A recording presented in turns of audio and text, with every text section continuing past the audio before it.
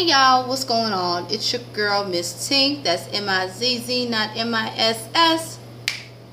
Yes, and we're on here today to talk about none other than If Loving You Is Wrong, Season 2, Episode 3.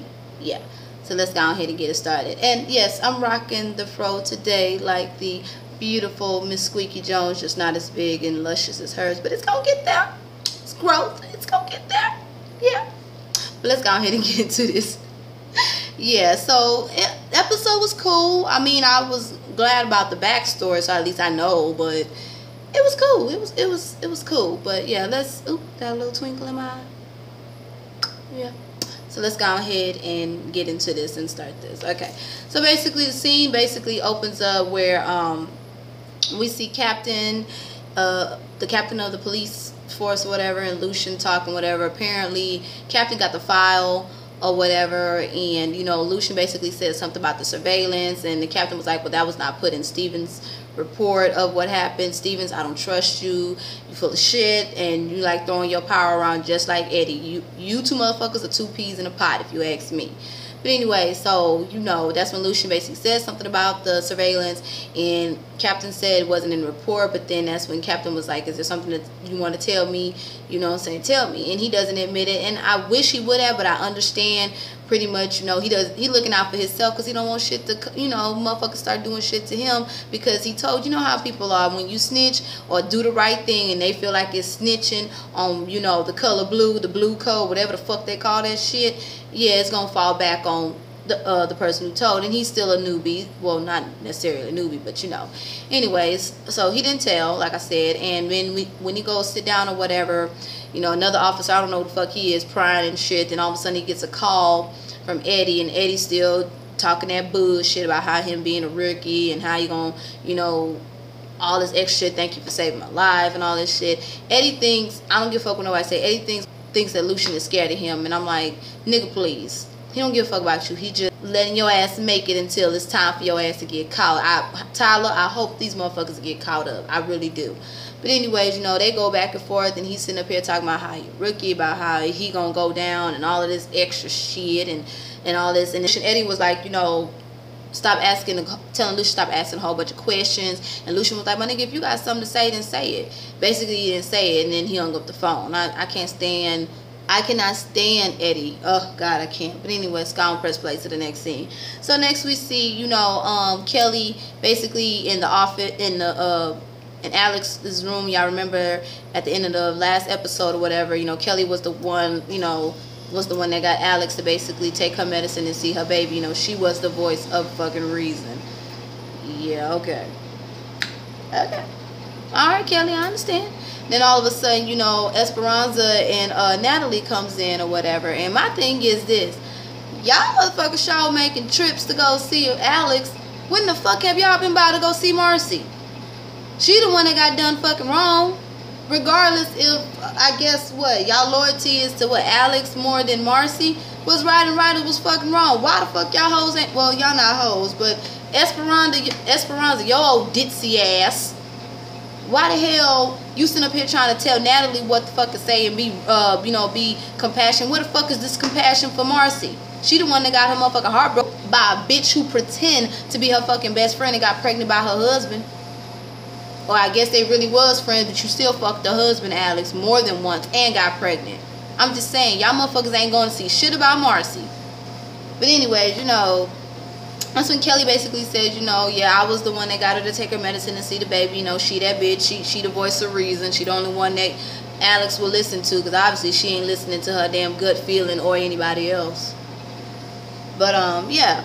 So that's when, you know, they sit up there and chat for a second, and that's when all of a sudden Natalie and Esperanza leave, and then that's when we see, you know, Alex all sleep and shit, and then, you know, they go do a little mini Ripperton. Go back down memory lane, and basically shows how everything happens. No, I can't sing, I just got a little tune and a little, can't sing worth the shit, though. Just saying. It is what it is. So, as we see basically where the story starts off or whatever, the flashback, Alex and Brad was moving in, and Randall and Marcy was already there. They go and say hey to the neighbors and shit, and all of a sudden Marcy basically said, would you like a hand? And Brad was like, no, we got this. And my thing is, I understand they say people in Texas are friendly, but we ain't that damn friendly, bitch. I'm not finna help you move. I'ma look through my blinds, see who you are, and then I'll speak to you when I come outside. But I'm not finna sit up here and sweat out my goddamn hell or stop whatever the fuck I was doing just to come help you move. I don't know you. You could be a serial killer. Y'all motherfuckers a lot of friendly. We ain't that damn friendly in Texas, or maybe it's just me. I ain't that damn friendly. I'm a peep, and then I'll speak when I'm outside. Okay? Majority of the time in the house anyways. But anyways, let's go and keep it pumping to the next scene. So, you know, that's when Brad basically said, nah, we got it, you know. Alex said, you know, Brad's one of the people that don't like asking for help, but instead, you know, Marcy basically tells Marcy, well, you could come inside and help me. And, you know, Randall stayed outside with Brad. So Marcy and Alex wound up chit-chatting or whatever. You know, Marcy basically said, you know, her and Randall trying to get pregnant and all of that shit. And then, you know, basically saying they could be BFFs and get pregnant together. I'm like, bitch, if you only knew. You only knew. Brad and Randall are basically talking, you know, getting to know each other. He asks about how the neighborhood is or whatever, this, that, and the third. And, you know, basically says, you know, they don't have no kids. Brad works. Alex stays at home. Marcy works and Randall stays at home. How ironic. But yeah, you know, that's how their whole little friendship starts. Anyways, so let's go ahead and press play to the next scene. On the 5th or whatever, I guess that's what Tyler was saying, everybody gets together, you know, they chit-chatting, having a good time, having a little double date shit or whatever. And then all of a sudden, you know, Marcy and Randall basically get up and start dancing to their song or whatever. And Brad and Alex join them after Randall says something to Brad. But, you know, they get up and do the dance and they switch partners or whatever. And then as you can see, that's how the shit happens. And by the way, Randall, you still look fucking creepy. Oh, he gives me... Ooh, I don't know. He just looked like a damn serial killer creep. Good choice on an actor, Tyler. Good choice. But he just like a creep to me. So anyways, next we see... Randall and Marcy, not Randall and Marcy, Alex is basically talking to Brad how much she likes Marcy or whatever, and, you know, and how they had a good time and all of this stuff. And, you know, that's when Brad was like, you know, maybe it's all them drinks you had and shit or whatever. And then that's when Randall and Marcy, you know, they see them getting it on, you know, about to get it in or whatever and have sex, you know, and basically Randall banging out Marcy. But Alex, on the other hand, Brad, you know, because, you know, Alex was basically telling Brad to come, you know, come chill with me because she wants to, you know, do what it do. Brad takes a break. At first he was said no, but then he takes a break and comes on over there and try to lay the pipe on her. But eventually Brad was, you know, break me off, show me what you got, because I don't want no 1 minute man. Ooh. That's what he was. Because Alex was not satisfied when he got up. You know, that look on her face was like, nigga, I had bigger toys than you under my bed, bitch. What the fuck? Wait till you go to sleep. I'm gonna put this toy all up in me. I'm just saying, that's the look she gave. And then she goes over there and look outside across the way and see Randall banging out Marcy and gets all scared. And Randall or whatever jumps off of Marcy and goes over and, you know, closes the curtain and was like, oh my God, she's seen us. And, you know, Marcy's like, oh my God, I'm embarrassed. Whatever. So then after that, you know, Randall goes and apologizes to Alex about what she saw, whatever. She was like, it's nothing, you know. And I'm like, okay. And then that same night, whatever, Marcy and Randall was banging out again. And who was watching? Alex. Girl, you was watching again. And Randall, of course, noticed. We'll see when we get there. Anyways, next we see July, whatever. All four of them been drinking, hanging out or whatever. They coming home. All of a sudden, you know, Marcy gives Brad a hug, after, you know, because they're about to part ways. Marcy gives Brad a hug, then Alex gives Randall a hug, and, you know, Randall just basically cups her ass real good, and Alex gets all hot and bothered, like, ooh, and basically runs in that damn house right behind Brad. Randall, I see you, nigga, I see you. You know. Anyways, let's go and press play to the next scene. Next we see next we're in August, should I say, that Alex is pregnant, you know, but Marcy, you know, you could tell in her face she happy, but she ain't that happy because she wants to have a baby too. Remember, she said maybe they could be pregnant together. Unfortunately, it didn't happen for Marcy. So Randall and Marcy are over there. Randall takes the picture. Alex all happy and stuff. Marcy's not. Then we see the baby, which was a cute little baby. You know, first she had the little boy. Then that's when Brad and Alex and the baby all do a picture, and she's pregnant again with the second child, which was their daughter or whatever, you know. Aw. Cute little family, whatever. Next we see in 2009, because that's what it skips to, Randall comes by, whatever, to talk to Alex. Marcy's at work, Brad is at work or whatever, and then that's when, you know, Randall begins to apologize for being all touchy-feely, but then calls out Alex for noticing that I've been doing it, but you haven't lately been stopping me or whatever. And that's been, then after that calls out the fact that, yeah, you've been watching me have sex with my wife over and over again too. So Brad, you know, he's a psychology major, so he says. So basically he's reading all of Alex's body language in her face. Alex can't even lie, even if she tried. Alex cannot lie. First, you know, that's when Alex basically admits that, you know, I don't want you or whatever, but you know that all that's a lie, because Randall basically says, you know, you won't tell Brad, you won't tell Marcy, I want to bend you over this couch. I was like, oh, okay. Basically Randall starts walking towards Alex, and Alex is like, you need to stop, and then tells him you need to leave. You know what I'm saying? And he basically leaves. So that was the first time. You know you want him. You know you want him, girl. Next we see Marcy comes over and talks to Alex, you know, about how they've been trying to get pregnant. It's not happening. You can see she's very upset and really needs a friend, and Alex being that friend that she was supposed to be at the time, because, you know, and being there for her. And then that's when Marcy was like, you want to hang out, maybe we could come over to your house, you could come over to ours. She just basically needs her friend or whatever, you know. Yeah. And then after that we see, you know, Randall working on his boat, and Alex watching him and looking at him while she's supposed to be cleaning the windows. I see you, Alex, you ain't fooling nobody. You want that piece of chocolate. Yeah, you do, girl. Yes, you do. Next we see August or whatever. Marcy and Randall comes by and asking Brad and Alex, do they want to come out. First Alex was like no, but then Brad was like, I got a sitter so we can go out. And they had that HOA lady, Miss Jean, come over and watch the kids. And that's when basically Alex tells Brad, you know, our parents will be here in, you know, in 2 days, and I'm gonna get on them parents too in a second. But they still ended up going out after all or whatever. And then that's when the painting thing comes up, because Alex was painting, and that's when basically Brad offers Randall services. You know, Randall don't mind, he ain't got no job, to come over and help paint. And you know, but Alex is very uncomfortable with it. But that's when once Alex gets like 2 seconds alone with Randall basically said, I'll be on my best behavior. But Alex still a little uncomfortable with it. Let's go ahead and press play to the next scene. So next we see Alex and Randall basically painting upstairs or whatever, and then you can see the uncomfortableness between Alex, you know, and Randall's trying to touch on her when they touch and all that stuff. You could just see the uncomfortableness. It's very apparent, you know what I'm saying? Anyways, you know, next after, you know, the uncomfortableness of them touching, that's when Alex goes over and tries to open the window. She couldn't open the window, so who comes behind her, pressing up on her, but still opening up the window and trying to get a little copper feel, other than Randall himself. I was like, girl, please. Then next, the doorbell opens. Alex goes downstairs, and who is it? Her parents. The mama was quiet, so I'm not even gonna go in on the mama. But that racist little hillbilly ass, skinny toothpick looking motherfucker father of hers, that old racist prick, look like a fucking redneck that's straight up out of the trailer. Out of the motherfucking trailer. That's what he looked like. Trailer trash, bitch. Yeah, I said it.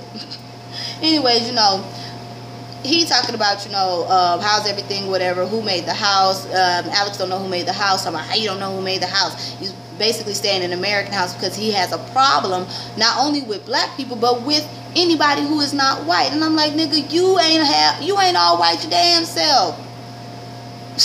The fuck? But anyway, and he basically talks shit about Brad, and then all of a sudden Randall comes downstairs with no shirt on, which I don't understand why. I understand it was hot up there, but did you have to come downstairs with no shirt on?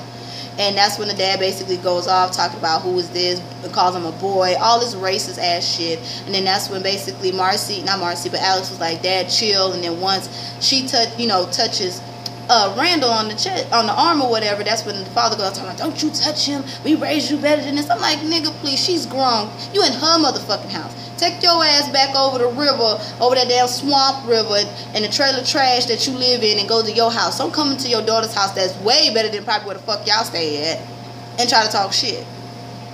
But anyways, you know, basically Randall stares him down or whatever, and then, you know, the dad is uncomfortable, and all of a sudden Randall's like, fuck it, I'll leave. So Randall left or whatever, and basically the dad leaves after that because he all pissed off. I would have been like, bye, Dad, get the fuck, I understand, respect your parents, but no.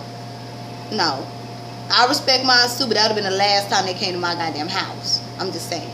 But after they left or whatever, Alex basically goes to see if Randall is okay or whatever in the shed and all that stuff. And that's when they start the touching and all of this stuff. And Randall kisses Alex, and Alex was like, no. And then they go back and forth this whole no and yes shit. And that's when all of a sudden Randall's like, you know you want me.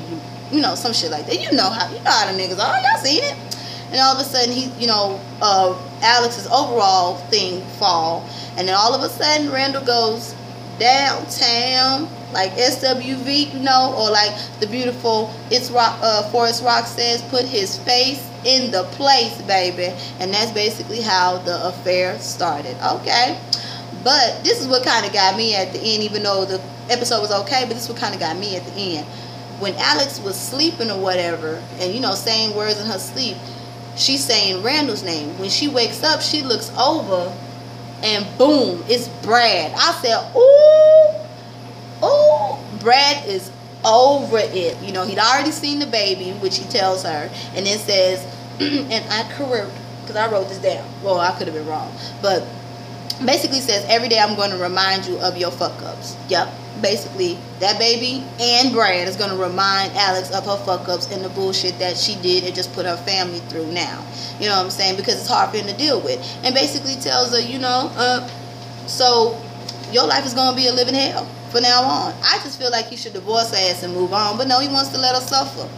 And damn, she already suffering enough. But Alex's face was basically in shock. And I'm like, oh my God, Alex, blood pressure going to go up. The bitch going to have a stroke. I'm just saying, she just took her medicines. But hey, you reap what you sow. You know what you did, girl. You reap what you sow. But that was basically the end of If Loving You Was Wrong, episode 3 or whatever. It was pretty good. But yeah, I just want to do some shout outs before I get out of here. You know how I do, y'all. You know how I do. Shout out to Ashley Miller. Shout out to The Ghetto Review. Shout out to Forest Rock. Shout out to Justin J. Shout out to Adrian Expressions. You're in my prayers, baby.